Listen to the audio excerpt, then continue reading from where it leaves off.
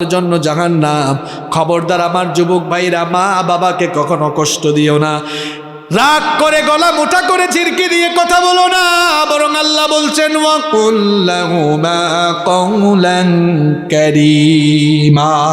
তোমার মা বাবার সাথে সম্মানজনক ভাষায়, ভদ্র ভাষায়, বিনয়ের সঙ্গে কথা বলো। আদেশটা কার? মা বাবার সঙ্গে ভাষা নরম করে, কণ্ঠ নরম করে কথা বলবেন। চোখ মোটা করে কথা বলবেন না, মাথা নিচু করে সুন্দর করে কথা বলবেন, ভদ্র ভাষায় কথা বলবেন। মা বাবার খেদমত করেন, রাতের বেলা বাবার মাথাটা টিপে দেন, বাবার মাথা টিপে টিপে তাকে ঘুম পাড়ান। এই বাবা এই মা কিন্তু ছোটবেলায় আপনার মাথায় হাত বোলায় বোলায় ঘুম পাড়িয়েছে। এখন বাবা বৃদ্ধ মানুষ, বুড়া মানুষ, হাত পাটা একটু টিপে দেন, মাথা টিপে দেন, ঘুম পাড়ান। মা বাবার কাপড় চোপড়গুলো মাঝে মাঝে ধুয়ে দেন, মাঝে মাঝে কেন পারলে রেগুলার ধুয়ে দেন। ছোটবেলা আপনার বাবা আর মায়ের কোলে আপনি কত প্রস্তাব পায়খানা করেছেন, কোনোদিন রাগ করছেন? তাই এখন আপনি মা বাবা বুড়া হয়ে গিয়েছেন, তাদের কাপড় ধুয়ে দেন। এই যে এখন বাজার থেকে আসতেছেন, শীতের দিনে বাজারে কমলা আছে, কমলা কিনে আনেন। কমলা কিনে এনে ছিলে ছিলে মা বাবার পাশে বসে আদর করে করে খাওয়ায় দেন। দেখবেন মা বাবা খুশি হয়ে যদি একটা মুচকি হাসি দেয়, রে ভাই, আল্লাহর আরশ আপনার উপর খুশি হয়ে যাবে। মা বাবার খেদমত করুন, মা বাবার খেদমত করুন। ঘরের ভেতরে জান্নাত রেখে অন্য জায়গায় জান্নাত তালাশে যাওয়া লাগবে না। নবীজি বলেছেন, তোমার মায়ের পায়ের তলায় আমি তোমার জন্য জান্নাত রেখেছি। সুবহানাল্লাহ। মা বাবা হলো, যুবক ভাইরা শুনো, মা বাবা হলো তোমার জন্য সবচেয়ে বড় পীর। এর চাইতে বড় পীর তোমার জন্য আর নাই। তুমি যে পিসাবের কাছে মুরিদ হইছ, ওই পিসাবের দোয়া তোমার জন্য কবুল হইতেও পারে, নাও হইতে পারে, 50-50। কিন্তু তিনজন দোয়া করলে আল্লাহ ফিরাইয়া দেন না। এক নাম্বার হচ্ছে মুসাফির, মুসাফিরের দোয়া ফিরাইয়া দেন না কে? দুই নাম্বার হচ্ছে মজলুম, মজলুমের দোয়াও ফিরাইয়া দেন না কে? তিন নাম্বার মা বাপরে খুশি করেন। মা বাপ যদি খুশি হয়ে একটা দিন হাত তুলে দেয়, দুনিয়া আখিরাত আপনার উজালা হয়ে যাবে। সন্তানের জন্য মা বাপ যখন আল্লাহর কাছে হাত তুলে, ওই হাত আল্লাহ খালি হাতে ফিরাইয়া দেন না। দুনিয়ায় সম্মান চান, আখিরাতে নাজাত চান, মা বাবার খেদমত করেন, মা বাবার খেদমত করেন, মা বাবার খেদমত করেন। তাদের চেয়ে বড় অলি আপনার জন্য আর কেউ নাই, ঠিক কি না? পৃথিবীর যে কোনো দেশের, যে কোনো প্রান্তের, যে কোনো জায়গার মানুষই আপনি হন না কেন, নবীজিকে যদি আপনি ভালো না বাসেন, অনুসরণ অনুকরণ না করেন, নবীজিকে যদি আপনার জীবনে আপনি পরিপূর্ণভাবে মেনে না চলেন, দুনিয়াও যাবে, আখিরাতও যাবে। এই জন্য রব্বুল আলামিন কোরআনে কারীমে বললেন, قل أطيعوا الله والرسول فإن تولوا فإن الله لا يحب الكافرين। আল্লাহ তাআলা বললেন, ওগো নবী, আপনি বলে দিন, দুনিয়ার মানুষদেরকে আপনি জানিয়ে দিন, তারা যেন আমি আল্লাহর আর আপনার আনুগত্য করে আমাকে এবং আপনাকে যেন মেনে চলে। যারা আমি আল্লাহ এবং আপনার আনুগত্য করবে না, তারা যেন জেনে রাখে আল্লাহ কোনো অস্বীকারী সম্প্রদায়কে পছন্দ করেন না। যারা আপনাকে মানবে না, দুনিয়া বরবাদ হবে, আখিরাতও বরবাদ হয়ে যাবে।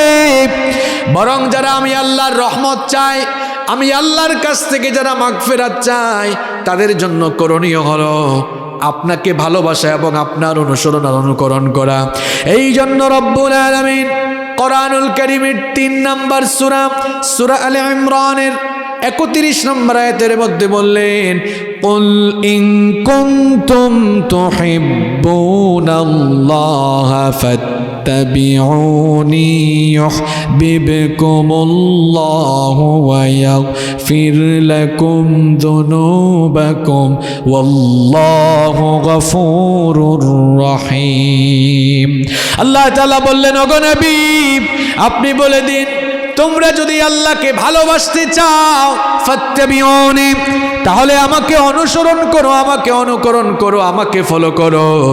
যদি আমাকে অনুসরণ করো, অনুকরণ করো, আমাকে যদি ফলো করো, আল্লাহকে ভালোবাসা লাগবে না, ইউহিব্বুকুমুল্লাহ, আল্লাহ তাআলা নিজেই তোমাদেরকে ভালোবাসবেন।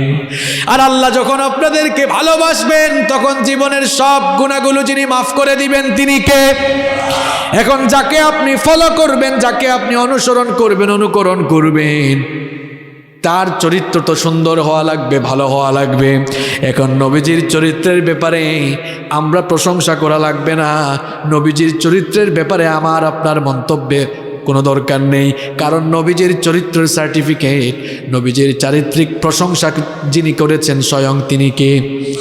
আমরা অনেক সময় মানুষকে চারিত্রিক সনদ দেই, কিন্তু দেখা যায় মাঝে মাঝে এমন কারবারও হয় যেই লোক চারিত্রিক সনদ দেয় তার নিজের চরিত্রই ঠিক নাই।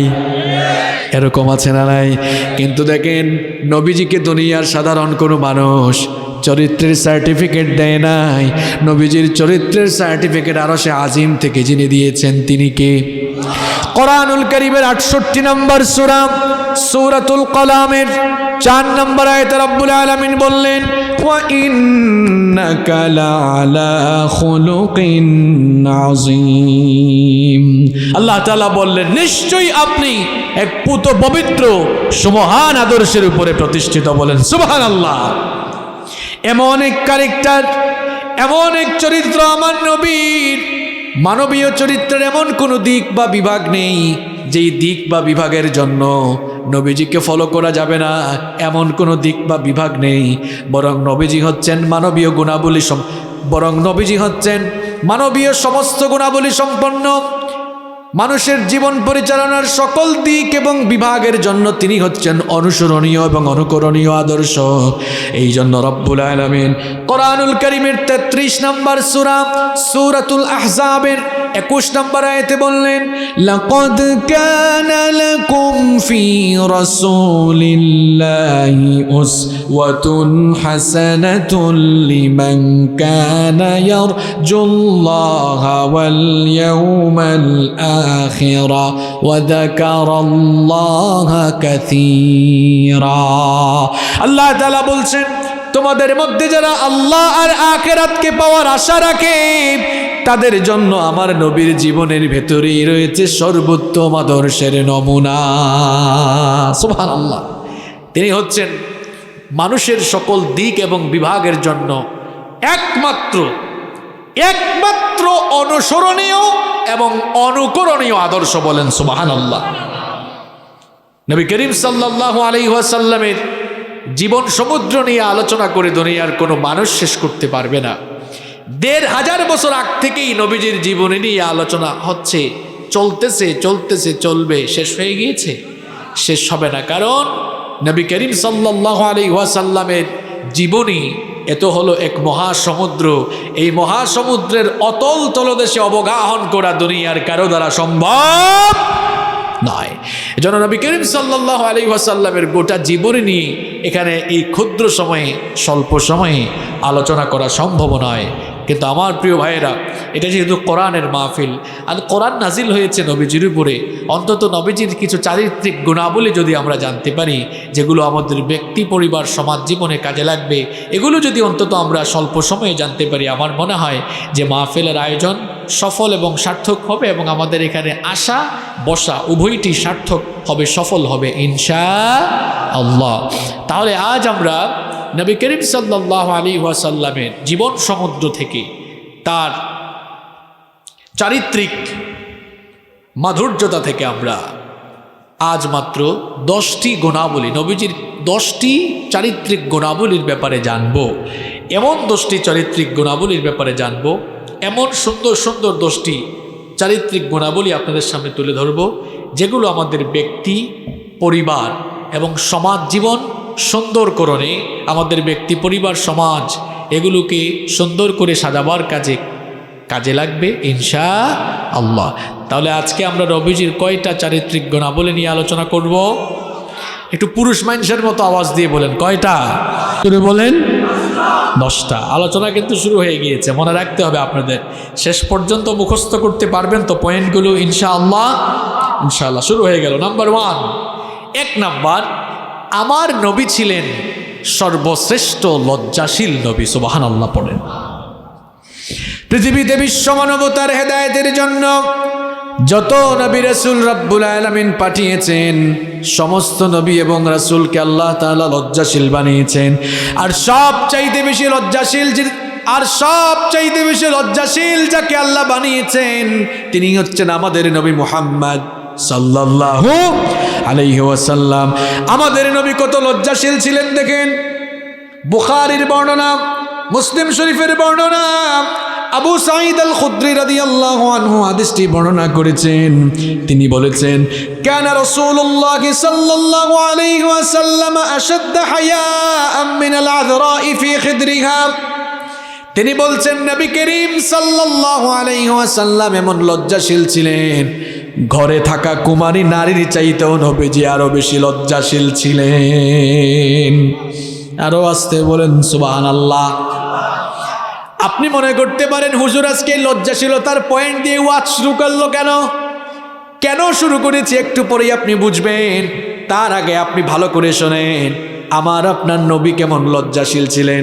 প্রথম হাদিস শোনালাম, ঘরে থাকা কুমারী নারীর চাইতেও লজ্জাশীল ছিলেন মুহাম্মদ সাল্লাল্লাহু আলাইহি ওয়াসাল্লাম। আবার আমার আপনার নবী ছোটবেলা থেকেই কত লজ্জাশীল ছিলেন শুনেন। নবীজির দুধমা হালিমাতুস সাদিয়া বলছেন, স্বাভাবিক অবস্থায় বাচ্চা শিশুরা ক্ষুধা পেলে কান্না করে, কিন্তু শিশু মুহাম্মদুর রাসূলুল্লাহ সাল্লাল্লাহু আলাইহি ওয়াসাল্লাম আমার কাছে যতদিন ছিলেন, আমার কাছে থেকে যতদিন তিনি দুগ্ধ পান করেছিলেন, ক্ষুধার যন্ত্রণায় তাকে কোনোদিন আমি কান্না করতে দেখি নাই। বরং যখনই তার সতর মুবারক থেকে কাপড় সরে যেত তখন তিনি কান্না করতেন। আবার আমি যখন গিয়ে সতরটা ঢেকে দিতাম সঙ্গে সঙ্গেই তিনি কান্না বন্ধ করে দিতেন। আমার আপনার নবী কত লজ্জাশীল শুনেন। আরেকটি হাদিস শুনেন, জাবের বিন আব্দুল্লাহ রাদিয়াল্লাহু আনহু বলেছেন, নবী করিম সাল্লাল্লাহু আলাইহি ওয়াসাল্লাম নবুয়ত পাওয়ার আগে কাবা ঘর রিকনস্ট্রাকশনের কাজে অংশ নিয়েছিলেন। কাবা ঘর পুনর্নির্মাণের কাজে তিনি পার্টিসিপেট করেছিলেন। সেই সময় নবীজির সঙ্গে নবীজির চাচা আব্বাস রাদিয়াল্লাহু আনহু পাথর ভাঙছিলেন, আর নবীজি পাথর কাঁধে বহন করে এগিয়ে যাচ্ছিলেন। নবীজির চাচা আব্বাস রাদিয়াল্লাহু আনহু বললেন, ভাতিজা, এই যে তুমি পাথর কাঁধের মধ্যে নিয়েছো, এই ধুলাবালিগুলো তোমার শরীরে লেগে শরীরটা ময়লা হয়ে যাবে। আর তুমি যে কাঁধের মধ্যে পাথর নিয়েছো, পাথরের দাগ তোমার কাঁধে পড়ে যেতে পারে।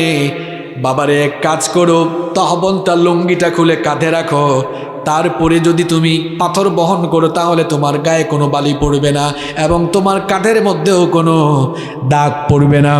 এই কথা শোনা মাত্রই নবীজি বললেন, চাচা গো, কি করে আমি আমার তহবন খুলবো? আমি যদি আমার তহবন খুলে ফেলি তাহলে তো আমার সতর প্রকাশিত হয়ে যাবে, আমার তো লজ্জা লাগবে, শরম লাগবে। আল্লাহর কসম, আমি এই কাজ কখনো করতে পারবো না। আব্বাস রাদিয়াল্লাহু আনহু তার ভাতিজা আমাদের নবী মুহাম্মদুর রাসূলুল্লাহ পড়েন সাল্লাল্লাহু আলাইহি ওয়াসাল্লামের প্রতি দয়া প্রবেশ হয়। তিনি যখনই তহবনটা খুলতে যাবেন নবীজির সঙ্গে সঙ্গে বেহুশ হয়ে গেলেন। যখন তার হুঁশ ফিরে আসলো, হুঁশ ফেরা মাত্রই নবীজি বললেন, আমার তহবন কোথায়, তহবন কোথায়? যখন দেখলেন তার তহবন ঠিকঠাক আছে তখন তিনি স্থির থাকলেন। এই ছিল আমার আপনার নবীর লজ্জাশীলতা। আপনি বলবেন, হুজুর আজকে ওয়াজ শুরু করলেন লজ্জা শরম দিয়া কেন? এর কারণ হলো আল হায়া শু'বাতুম মিনাল ঈমান। লজ্জাশীলতা হচ্ছে ঈমানের অংশ। যার মধ্যে লজ্জা নাই তার মধ্যে ঈমান নাই। আমার আপনার নবী, বিশ্ব নবী মুহাম্মদুর রাসূলুল্লাহ পড়েন সাল্লাল্লাহু আলাইহি ওয়াসাল্লাম, যেই নবী ছোট কাল থেকে লজ্জাশীল ছিলেন, সেই নবীর উম্মতগুলো পুরুষ হোক নারী হোক হায়া শরম ছেড়ে দিয়ে আজ কেমন বেহায়া হয়েছে দেখেন। সেই নবীর উম্মতের পুরুষগুলো আজ কেমন বেহায়া হয়েছে দেখেন। সতর নামাইতে নামাইতে, লুঙ্গি প্যান্ট পায়জামা নামাতে নামাতে টাকনুর নিচে, জুতার নিচে নিয়ে ফেলেছে। অবশ্য এই কাজ কারবার কক্সবাজারে নাই। ভালো করে এই হাদিসটি শুনুন। নবীজি বলেছেন, কিয়ামতের দিন ওই বান্দার দিকে আল্লাহ তাকাবেন না, তার সঙ্গে আল্লাহ কথা বলবেন না, তাকে জাহান্নামের আযাব থেকে মুক্তি দিবেন না, তাকে আল্লাহ পবিত্র করবেন না। চারটা কথা বলেছি, কান খাড়া করে শুনুন। যুবক ভাইরা, তোমরা ভালো করে আমার কথাগুলো শোনো। নবীজি বলেছেন, কিয়ামতের দিন ওই লোকটার দিকে আল্লাহ তাকাবেন না, তার সঙ্গে আল্লাহ কথা বলবেন না, তাকে আল্লাহ পবিত্র করবেন না, তাকে আল্লাহ জাহান্নামের আগুন থেকে বাঁচাবেন না, রেহাই দিবেন না। সাহাবীরা বললেন, নবী গো, কার ব্যাপারে আপনি এমন ভয়ঙ্কর কথা বললেন? নবীজি বললেন, যেই পুরুষ তার টাকনুর নিচে কাপড় ঝুলায়। এজন্য আমার বাবাদেরকে বলবো, আমার যুবক ভাইদেরকে বলবো, লুঙ্গি যখন আমরা পরবো, প্যান্ট যখন পরবো, পায়জামা যখন পরবো, টাকনুর উপরে পরবো নাকি আমরা নিচে পরবো? যুবকরা কই হুজুর, টাকনুর উপরে উঠাবো কেমনে? দেখতে তো খ্যাত খ্যাত আনস্মার্ট লাগে। এই যে আমরা জুব্বা পরি, আমার জুব্বা কিন্তু টাকনুর উপরে, পায়জামাও কিন্তু টাকনুর উপরে। দেশ বিদেশে ঘুরি, কোনো মানুষ কখনো বলে না একটা আনস্মার্ট খ্যাত, কোনোদিনও বলে বলে বলে কেউ? মনে রাখবেন, নবীর সুন্নাত মানার ভেতরে স্মার্টনেস আছে, ঠিক কিনা বলেন? এই জন্য আমার যুবক ভাইগুলোকে বলবো, প্যান্টটা টাকনুর উপর উঠায় পড়ো, লুঙ্গিটা টাকনুর উপরে উঠাও, পায়জামাটা টাকনুর উপরে উঠাও। আর যুবকগুলো হায়া চরম কেমনে ছেড়ে দিল দেখেন। যুবকগুলো দেখা যায় কেউ কেউ তো আছে জুতার নিচে কাপড় একেবারে নিয়ে গিয়েছে, কেউ আবার উঠাইতে উঠাইতে এরপরে হাঁটুর উপর উঠাই ফেলছে, হাফ প্যান্ট পরে হাঁটে। এই রকম বেহায়া বেশরম যুবক এই এলাকায় নাই? কি বাবার হাঁটুর উপর কাপড় উঠে গেল কেন? আমার যুবক ভাইদেরকে বলবো, আমার আপনার নবী এমন ছিলেন না। হায়া শরম একটু নিজের মধ্যে পয়দা করো, নিজের কাপড় চোপড় ঠিকঠাক করো।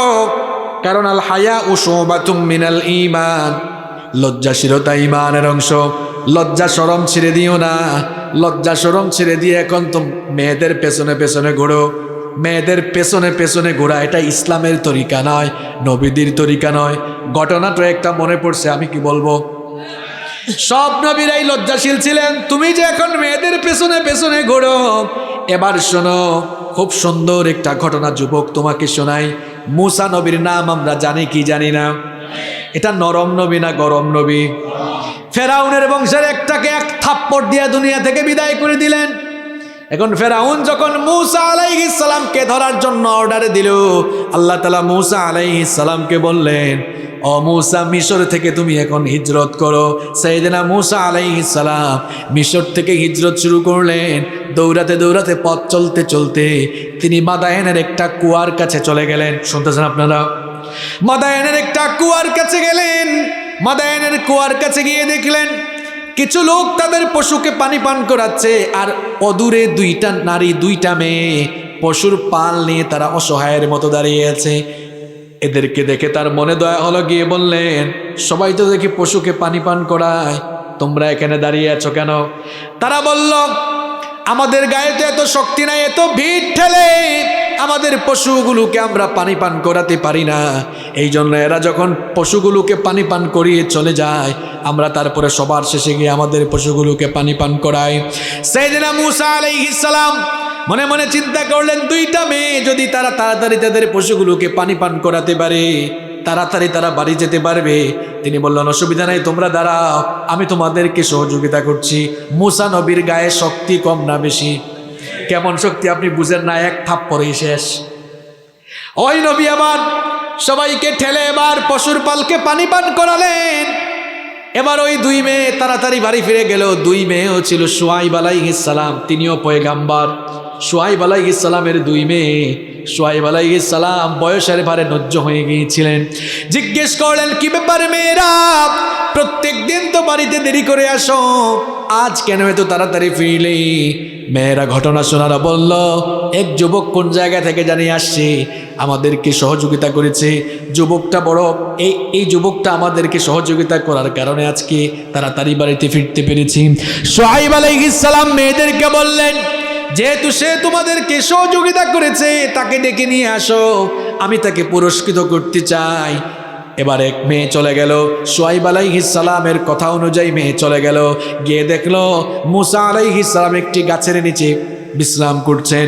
মেয়ে গিয়ে বলল, আমাদের বাবা আপনাকে ডেকেছেন, তিনি আপনাকে পুরস্কৃত করতে চান। মুসা আলাইহিস সালাম এবার বললেন, ঠিক আছে আমি যাব, তবে তুমি আমার সামনে হাঁটবা না। যুবক ভালো করে শোনো, মুসা নবী বললেন, তুমি আমার সামনে হাঁটবা না, পেছনে হাঁটো। কারণ একজন যুবকের সামনে মেয়ে হাঁটলে, বলেন তো দেখি, মেয়ের প্রতি যুবকের আসক্তি কাজ করতে পারে কিনা? এজন্য মুসা নবী দেখেন নবীদের চরিত্র কত পুত পবিত্র, কত সুন্দর।